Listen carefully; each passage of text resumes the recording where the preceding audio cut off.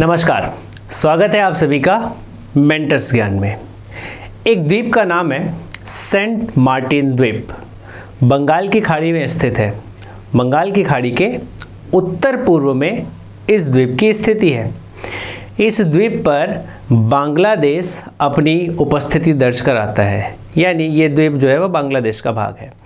बांग्लादेश का भाग होने के कारण अंतर्राष्ट्रीय जल संधि भी इसको बांग्लादेश का ही मानती है, लेकिन म्यांमार आए दिन इस पर अपना कब्जा या फिर अपना अधिकार बताने की कोशिश करता है।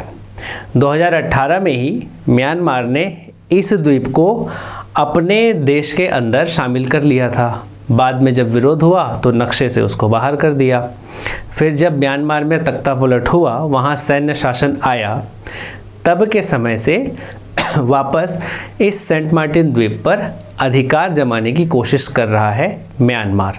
और इस सेंट मार्टिन द्वीप के आसपास जो भी जहाज़ आते हैं, चाहे वो व्यापारिक भी हों, उन पर गोलाबारी करने की कोशिश करता है।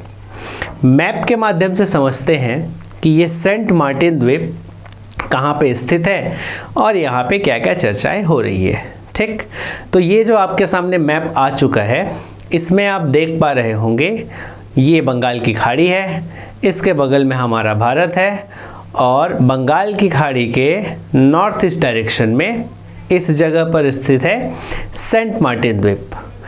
इसी सेंट मार्टिन द्वीप के ऊपर में आप देख पा रहे होंगे बांग्लादेश है, और इसके पूर्वी क्षेत्र में आपको दिख रहा होगा म्यांमार स्थित है। ठीक है, यही म्यांमार इस सेंट मार्टिन द्वीप पर बार बार अपने कब्जे की बात करता है। वैसे ये सेंट मार्टिन द्वीप बांग्लादेश का हिस्सा है। शेख हसीना ने कहा कि अगर मैं सेंट मार्टिन द्वीप पे अमेरिका को सत्ता स्थापित करने देती या फिर सेंट मार्टिन द्वीप को अमेरिका को दे देती तो मैं सरकार में बनी रहती। अब म्यांमार और बांग्लादेश के बीच में सीन में अमेरिका कहाँ से आया, इसको थोड़ा डिस्कस कर लेते हैं। मैप में आप देख पा रहे होंगे इस जगह पर है मलक्का जल डमरू। ठीक है, इसी मलक्का जल डमरू के माध्यम से चीनी व्यापार अधिकांश समय पर होता है। इसके बाद बांग्लादेश के दक्षिणी हिस्से में एक बंदरगाह है जो आप मैप में देख पा रहे हैं, कॉक्स बाजार बंदरगाह। इस जगह पे चीनी व्यापारी अपना व्यापार करते हैं। जो चीन का व्यापार है इसी कॉक्स बंदरगाह से हमेशा के लिए होते रह करके चीनी लोग इस कॉक्स बंदरगाह को डेवलप करने की कोशिश कर रहे हैं। अमेरिका चाहता है कि भले ही 3 वर्ग किलोमीटर क्षेत्र वाला या सेंट मार्टिन उसके अधिकार में आ जाए, तो वो इस कॉक्स बाजार बंदरगाह पे चीन वाले व्यापार को रोक सकता है। जब वह इस बंदरगाह पर व्यापार रोक देगा तो इस पूरे क्षेत्र को सेंट मार्टिन द्वीप के मदद से नियंत्रित कर पाएगा। जैसे अगर वो सेंट मार्टिन द्वीप पर अमेरिका आ जाता है तो यहाँ से वो भारत की भी निगरानी कर सकता है, म्यांमार की भी निगरानी कर सकता है और बांग्लादेश की भी निगरानी कर सकता है। इसी खास जगह को अमेरिका अपने पास पाना चाहता था। मैप को हटाते हैं, अब समझते हैं। ये सेंट मार्टिन द्वीप सबसे पहले ब्रिटिश कब्जे में था। उससे पहले यहाँ पर अरब व्यापारी आए थे जिन्होंने इसका नाम जजीरा कहा था। इस जगह पर सबसे अधिक नारियल के पेड़ प्राप्त होते हैं, इसीलिए इसको नारिकेल जजीरा भी कहा जाता है।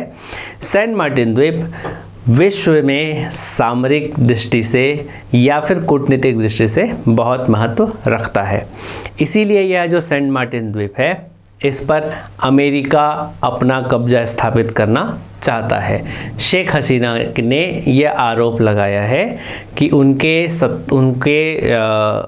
सरकार को भंग करने या फिर उनको सरकार से हटाने के पीछे अमेरिका का भी हाथ रहा है या विदेशी ताकतों का हाथ रहा है, जिसके प्रमाण वो सेंट मार्टिन द्वीप के माध्यम से दे रही हैं। खैर, ये अंतर्राष्ट्रीय पॉलिटिक्स है, इसके बारे में कभी भी कोई चीज़ सही है या कोई चीज़ गलत है ऐसा कहा नहीं जा सकता। जब जिसके फ़ायदे में जो भी चीज़ आती है वो अपने फ़ायदे के लिए ही उसी प्रकार का कार्य करते रहता है। सेंट मार्टिन द्वीप भारत के लिए बहुत इम्पोर्टेंट हो जाता है, क्योंकि सेंट मार्टिन द्वीप पर अगर एशियाई ताकत में चीन कब्जा कर लेता है तब भी भारत को घाटा है, और एशिया के बाहर का अगर कोई देश यहाँ पे आकर के नियंत्रण स्थापित करता है तब और अधिक खतरा है। सेंट मार्टिन द्वीप बांग्लादेश का ही रहे तभी ठीक है। ये था सेंट मार्टिन द्वीप के बारे में, इसका इतिहास और इसका वर्तमान। आगे इसके भविष्य में जो भी चर्चा होगी उसके लिए हम आपके लिए और वीडियो लेकर के आते रहेंगे। शुक्रिया।